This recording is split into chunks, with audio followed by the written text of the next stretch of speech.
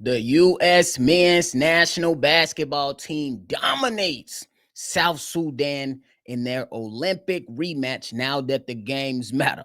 Y'all know we're going to talk about it and break it down right after this.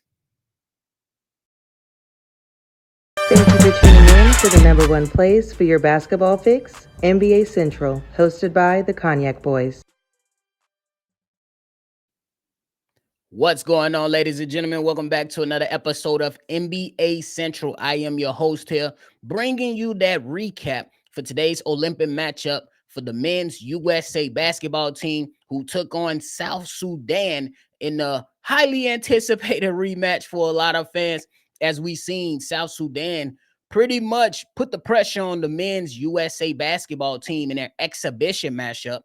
But now that the chips have been pushed into the middle of the tables, winner takes all in these next few games to where the Olympic men's basketball team is trying to push for that gold. We got a lot of these older guys, who might be in their last Olympics mixed in with a lot of young, talented guys who can carry the torch on for the foreseeable future. But in a matchup versus South Sudan, the United States men's basketball team beat South Sudan 103-86 in the matchup that wasn't really close after the first quarter, to keep it a bug with you. The USA basketball teams before this matchup, Steph Curry went out there and pretty much said that everybody is appropriately on edge, and I'm paraphrasing there. Everybody had their antennas up, and we know that the best basketball players come from the United States of America, and LeBron James, Kevin Durant, and the long list of guys on this USA basketball team, they should have came out into this game, and I anticipated that these guys will come out and dominate, they did. The USA basketball team went 37-70 and from the field, 52% field goal percentage. And man, it was a sight to see for this USA basketball team. They shot 13 for 30 from the three-point line for 43% on the day. And they just virtually put their muscle out there, flexed on them, and told South Sudan, look at me now.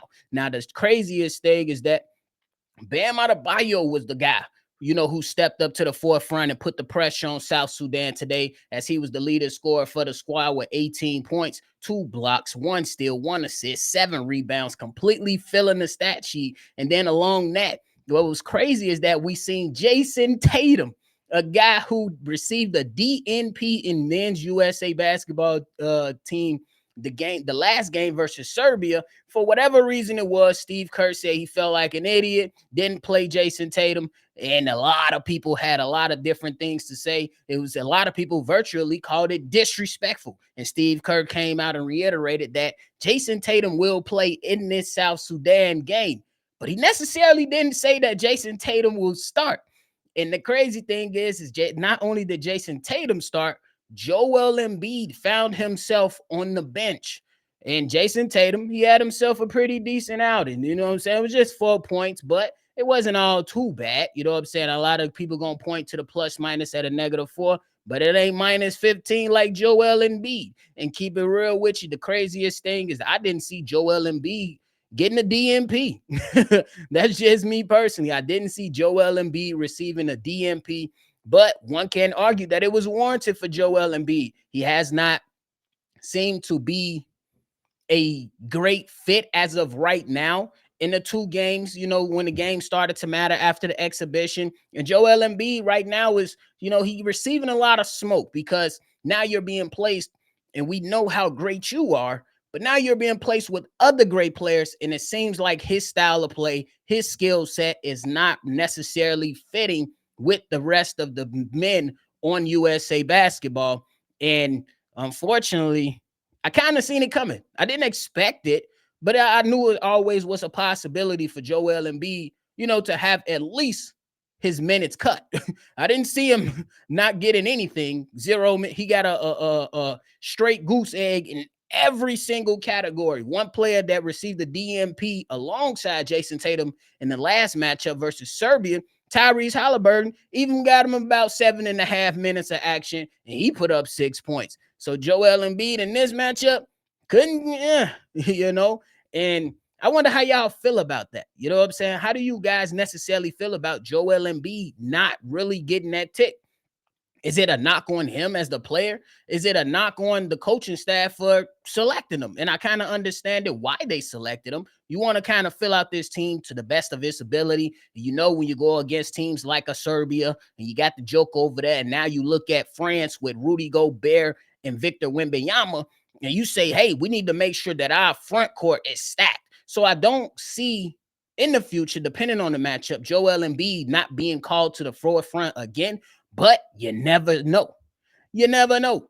You know what I'm saying? And I would say for the other guys, I think one of the things is that when you talk about the other guys on the squad, they've been constant and really, really good with what they've been able to provide for this USA basketball team. You talk about Anthony Davis. The man had, 2 blocks on the night, but it was so many opportunities to where Anthony Davis had came in, changed shot trajectory, was able to switch out on multiple offensive players on South Sudan and be able to wreak havoc and just play the type of basketball we know Anthony Davis is capable of playing. And I'm going to say this.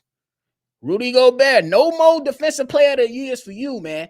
I got Anthony Davis being that front runner this upcoming season as long as he could play and meet that 65 game threshold. He should be right there in the mix. I know Victor Wembanyama, who was on Team France, will have something to say about that, and that's all NBA stuff. But nonetheless, it was really, really great to see these guys come out here, and and it seems that the older guys are leading the charge and taking this thing personal. You see LeBron James, 12 points on the night. He did have 6 turnovers, so we definitely want to make sure we watch that and keep those down.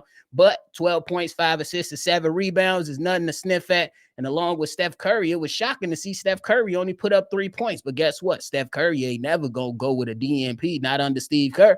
Not under Steve Kerr. So it is what it is. And I think that when you talk about the pressure and everything that's going to happen with the upcoming games and you're looking at it, these guys will bounce back. The guys that, you know what I'm saying, didn't have such a great game, they will bounce back. And the next matchup that Team USA is set to play will be August 3rd versus Puerto Rico. I think that's going to be an interesting matchup, but I absolutely believe that the USA men's basketball team is going to come out there and dominate that as well. So it was good to see. The U.S. men's basketball team took care of business.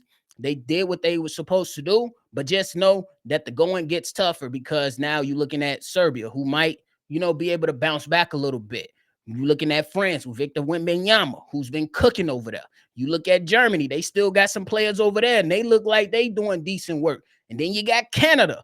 So the going only gets tough on here on out, and Team USA need to continue to mold and build this chemistry and lean on each other and really just put the foot on the pedal, put the foot on the neck of these other countries that are coming out here trying to take the Olympic gold from Team USA. I think one thing that's very, very interesting is how LeBron James, Anthony Davis, and Kevin Durant have approached these games, you know what I'm saying? And Steph Curry as well as some of those elder statesmen of this team. I know Anthony Davis is still kind of relatively young, but we know the injury history, and it could be some, some maybe sitting on the sideline as the next Olympic comes around in 2028. Anthony Davis will be older, the torch will be passed, but nonetheless, I love how these guys are approaching these games, but I hope that these guys are not sniffing at the opportunity that or the teams that are about to come their way as they continue to push on to try to get this gold medal. I think it's absolutely necessary that they continue to focus. You lock in, you take care of business against the teams that you're supposed to beat.